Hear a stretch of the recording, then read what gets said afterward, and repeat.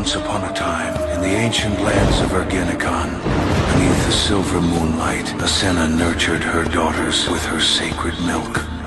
Seasons passed, the daughters grew.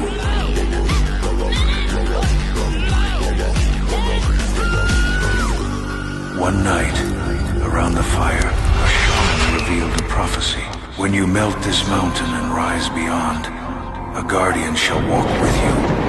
You bear the breath of a single bloodline. Your destinies are now bound to one path. To leave the mountain of Ergenekon, the sisters had to find their guardian, and fate would carry them